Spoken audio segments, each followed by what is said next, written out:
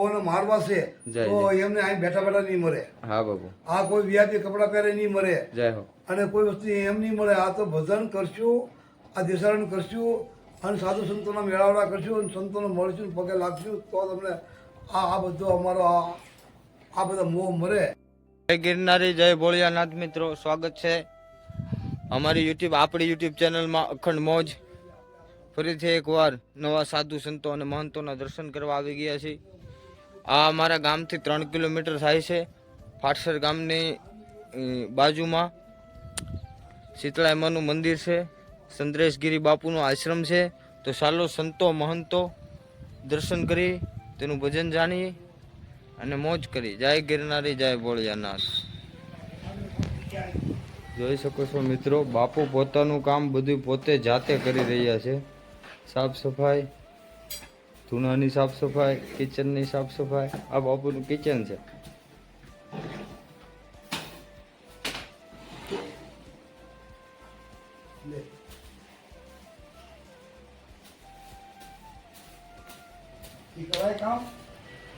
આ છે બાપુનો આશ્રમ. હા બાપુ, અહીંયા એક પેલા પીપર હતી, જો થળિયું દેખાય છે ને. અમે નાના હતા ત્યારે રમતા. સાંજના લગભગ 6 થી 6:30 વાગી રહ્યા છે.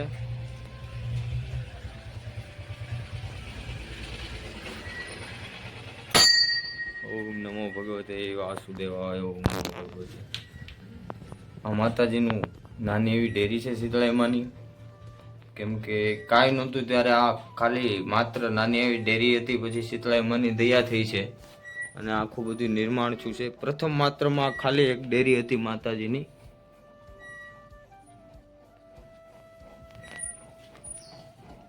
ચાલો, આ બાપુ છે, બાપુના વસી દર્શન કરી.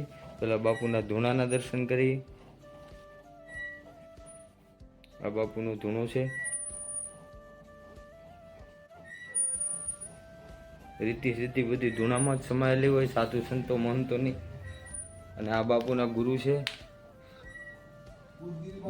બુદ્ધગીરી બાપુ ખાડા. વસ્તુ બને છે. જય બાપુ. આજે આપણે અહીંયા 3 ગામનો સીમાડો છે. હા. અહીંયા કોઈ દિવસ પાણી મળતું નહોતું, નહીં તો માણસોને પાણી પીવા મળે છે.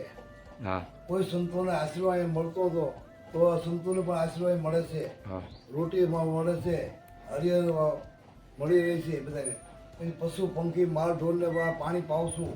હું પોતે વિકલાંગ છું, છતાં અવેડો છે, કુંડો છે, પાણી પાવશું, સેવા કરું છું અને આનંદ કરું છું. મારા ગુરુની કૃપાથી ભજન કરું છું અને જે થાય છે એને હરિહર કરાવું છું અને દાન દક્ષિણા આપું છું. આ મારું કર્મ અને કર્તવ્ય છે. જે ગુરુની કૃપા હોય એ વસ્તુ બની શકે છે. આ શૂન્યમાં સર્જન કર્યું છે. આ કોઈ વસ્તુ હતી નહીં. જી બાબુ. આ બધું નવચર્ય કર્યું છે. જો ગુરુની કૃપા હોય ને તો 3 મહિના સુપ્યો ખોડીએ એટલે ગમે ત્યાં અખાડો આપણો ધૂણો સ્થાપિત થાય. જી જી ગુરુજી. અને ધૂણો સ્થાપિત કર્યા પછી 12 વર્ષે ધૂણો બેસવું પડે છે. જી. નીતિ નિયમથી રહેવું પડે છે. જી ગુરુજી. અને સંતોને જેટલો આદર આવકાર વિવેક હોય, ભાવ પ્રેમ હોય એટલી મજા આવશે. જય. બાકી વીઆઈપી જીવન જીવવામાં અત્યારે ફંદાફંદીમાં કોઈ મજા નથી. જી જી. જેટલું થાય એટલું ભજન કરો અને ગુરુને આગળ રાખો. અને જેણે જે બાળકોએ ગુરુ મુખી બન્યા છે તે એના ગુરુને આગળ રાખ્યા છે, એ જ પદને પામ્યા છે. જય હો. અને એ જ ગુરુ સેવા કરી શકવાનો છે. જય હો. મહત્વ ગુરુ સેવાની છે. જય. ઓમ નમો નારાયણ. ઓમ નમો નારાયણ. ઓમ નમો નારાયણ. મિત્રો, બાપુના આશ્રમે એવા જ એક સિદ્ધ અને મહાપુરુષ આવેલા છે જે 12 જ્યોતિર્લિંગની યાત્રા ચાલુ કરે છે. તો ચાલો મિત્રો એના મોઢે કંઈક સાંભળીએ. જય ગિરનારી બાપુ. જય ગિરનારી. બાપુ, આપનું નામ? અમૃતપુરી. અમૃતપુરી મહાત્મા. અને આપ મહાત્મા 12 જ્યોતિર્લિંગની યાત્રા ક્યાંથી પ્રારંભ કરી છે? ગામ સહી, તાલુકો રાપર, જી. જિલ્લો કચ્છ ભુજ, જી. ત્યાંથી ચાલુ કરી છે. જી. દ્વારકા આવ્યો, દ્વારકા નાગેશ્વર, જી. નાગેશ્વરથી સોમનાથ, સોમનાથ. પોરબંદરથી સોમનાથ, જી. સોમનાથથી આટલે પહોંચ્યું. જી જી જી. અને કેટલોક સમય મહાત્મા યાત્રાનો થશે તમારે? યાત્રાનું હવે કોઈ નક્કી નથી. નક્કી નથી. કેમ કે પરીક્ષા જેટલા 12 મહિના થાય, 2 વર્ષ થાય. જી જી જી. કરવી છે સાચું. જી જી જી. અને બાપુ યાત્રાનું મહત્વ શું? યાત્રાનું મહત્વ તો પરમાત્મા જાણે. મને તો આનંદ થાય એટલે યાત્રા કરું. હા. પણ બાપુ મહત્વ કે કોઈ આશા નથી મને. જાત્રા એટલે એક આનંદ કરવાની આ વાત છે. જી જી બાપુ. આપણા શરીરને કષ્ટી આપવાની. જો કોણ કઈ રીતનું ભજન કરે છે, કોણ કે ક્યાંના ભજન કરે છે, જી જી જી. એ હવને સાધુ મહાત્માને હવને ખબર હોય. જી, જી, કોઈ જી. ધ્યાનથી કરે છે, કોઈ મનથી કરે છે, જી જી જી. કોઈ સેવા કરીને કરે છે, કોઈ સેવા જી, કરે જી, જી, જી, છે, જી. કોઈ પશુ પંખીની સેવા કરીને ભક્તિ કરે છે. જી. આ દરેક ભજન ભક્તિ જ કહેવાય છે. દરેક સાધુ સંતો બધા કોઈ હારીની યાત્રા કરે અને ચાર ધામની યાત્રા કરવી સંતો માટે એ મહત્વની છે. જી જી. અને આ બધું કરવું જરૂરી છે. જી જી. અને આત્માનું કલ્યાણ તો જ થવાનું છે. જય હો. હા. અને જી, જી. ઓમ નમો નારાયણ. ઓમ નમો નારાયણ. ભલું જાણ્યા કરતા અનુભવ ભલું. માણસને જીવન કેટલું જીવે એ મહત્વ નથી. જી જી જી. કેટલું જાણે છે કેટલું અનુભવ કરે. જી અનુભવ જીવનની અંદર અનુભવ જ આગળ આવે. જી જી. સાધુ સંતોના દર્શન થાય, જી જી જી. તીર્થયાત્રાના દર્શન થાય, જી જી. તે પાણીનો અવેડો, ભજન થાય. ડંકી અને આ જગ્યા ઉપર પાણી પીવા માટે કાંઈ હતું નહીં પશુ પંખી અને જાનવરો માટે.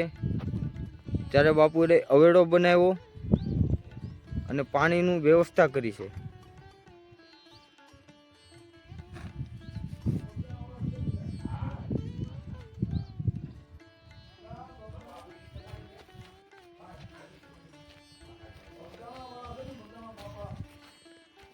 હા હા અંધકાર ન હોય ને તો પ્રકાશની કિંમત ન થાય. નો થાય. સૂર્યની કિંમત ક્યારે થાય? રાત પડે એટલે. આવડે તો જ. અને બધું આ કુદરતે બનાવ્યું બરાબર રાત જ પડતી બનાવ્યું. ન હોય, અંધકાર જ ન થતો હોય તો સૂર્યની કિંમત ન અને થાય. જે પરમાત્માએ કર્યું ને જે વસ્તુ જે સત્યને જાણે છે અને સત્યને પામવા માટે મહેનત કરે છે એને રીબાવવું પડે છે. અને પાપી પાખંડી હોય હું એકલા કોઈ જેમ નથી પાવ મહાત્મા ને મેં મહાત્માને એકલા કોઈ આ જ જમે સાચું ભજન છે. જો આ આ જ બધાને મૂડી, ખબર છે. આ જ મૂડી, આ જ સાચું ભજન આ છે. ગામની અંદર એટલા વર્ષો થઈ ગયા આ ગામડોમાં અહીં મેં લાંબો હાથ નથી કર્યો. લાંબો હાથ બાપુએ ક્યાંય નથી કર્યો. કારણ કે મારો ગુરુ સમૃદ્ધ છે. મારે હુકમ લાંબો હાથ કરવો પડે ભાઈ. મારો ધણી બેઠો માથે, હું આ માની આશરે બેઠો છું, એના આધારે બેઠો છું. મારે હું કામ માગું છું?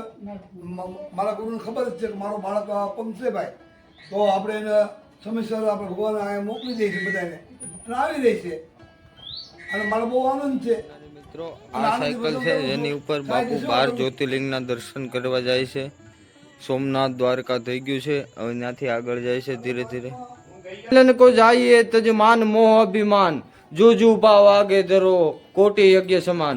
તો એવા જ મિત્રો અમારી ગિરનારી આપણી અખંડ મોજ ચેનલમાં અવનવા સાધુ સંતો અને મહંતોના દર્શન કરીએ અને માણીએ, આપણું જીવનનું કલ્યાણ કરીએ એની વાણી સાંભળીને. તો જય ગિરનારી, જય ભોળિયાનાથ, ઓમ નમો નારાયણ.